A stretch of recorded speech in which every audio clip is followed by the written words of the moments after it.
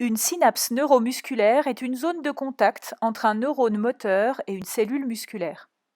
Quand un potentiel d'action arrive au niveau du neurone moteur dit présynaptique, les vésicules synaptiques se déplacent vers la membrane du neurone moteur.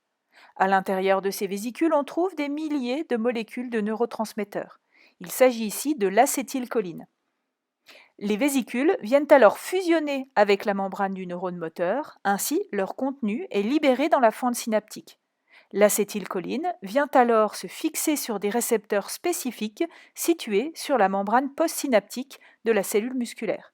Cette fixation entraîne l'ouverture des récepteurs et ainsi l'entrée d'ion sodium dans la cellule musculaire, ce qui provoque la dépolarisation et donc la création d'un potentiel d'action qui sera à l'origine de la contraction de la cellule musculaire.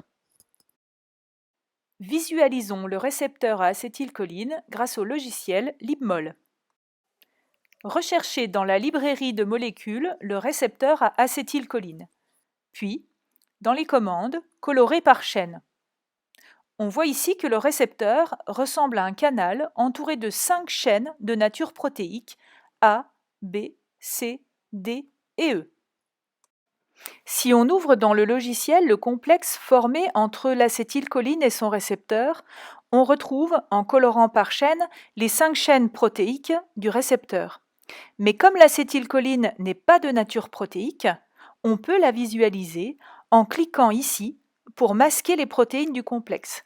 Ainsi, vous voyez apparaître les molécules d'acétylcholine. Vous voyez donc que l'acétylcholine se fixe bien au récepteur sur des acides aminés particuliers.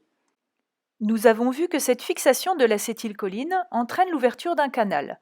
Cette ouverture permet l'entrée massive d'ion sodium dans la cellule musculaire, ce qui provoque la dépolarisation de la membrane et la naissance d'un potentiel d'action musculaire. Peut-on voir le changement de forme du récepteur quand l'acétylcholine vient se fixer dessus sur le logiciel LibMol? On connaît 2 acides aminés situés de part et d'autre du site de fixation de l'acétylcholine. Ces acides aminés sont impliqués dans le changement de forme du canal. On les voit ici en rouge. Il s'agit de la cystéine et du tryptophane. C'est la distance entre ces 2 acides aminés qui conditionne l'ouverture ou la fermeture du canal. Un rapprochement des 2 acides aminés entraîne l'ouverture du canal, alors qu'un éloignement bloque le canal qui ne s'ouvre pas.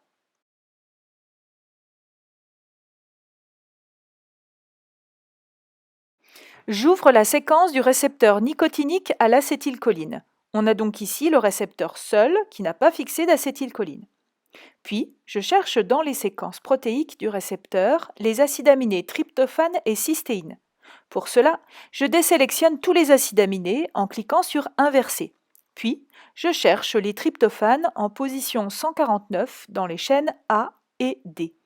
Puis, je les sélectionne, les acides aminés cystéine en position 192 dans la même chaîne.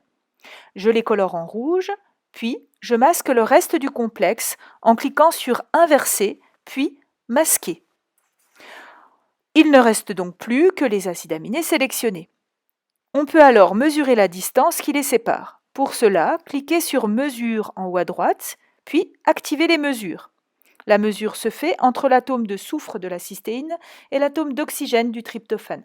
Je clique donc sur le soufre et l'oxygène. Le logiciel me donne directement la distance qui est ici de 1,29 nanomètres. On peut en déduire que le canal est bien fermé quand l'acétylcholine n'est pas fixée à son récepteur. Voyons maintenant le cas d'un récepteur sur lequel est fixée l'acétylcholine en ouvrant la chaîne correspondante sur le logiciel LibMol. Je sélectionne cette fois-ci les acides aminés tryptophane en position 145 et cystéine en position 188, qui sont présents tous les deux dans les chaînes A, B, C, D, E. Alors il faut savoir que la numérotation des acides aminés diffère d'un modèle à l'autre, donc ne vous inquiétez pas, on vous donnera toujours dans les exercices les numéros des acides aminés impliqués. On mesure ici une distance entre la cystéine et le tryptophane qui est de 0,69 nanomètres. On voit donc que les acides aminés se sont rapprochés. Le canal est ainsi ouvert dans cette configuration. On en déduit que la fixation de l'acétylcholine a entraîné l'ouverture du canal. Ainsi, on peut mettre en évidence que la distance entre la cystéine et le tryptophane est modifiée lors de la fixation de l'acétylcholine sur le récepteur. Lorsque la distance devient inférieure à 1 nanomètre, alors le canal s'ouvre et un potentiel d'action musculaire se met en place, le muscle se contracte. Lorsque la distance devient supérieure à 1 nanomètre, alors le canal se ferme et aucun potentiel d'action ne peut se mettre en place, le muscle se relâche.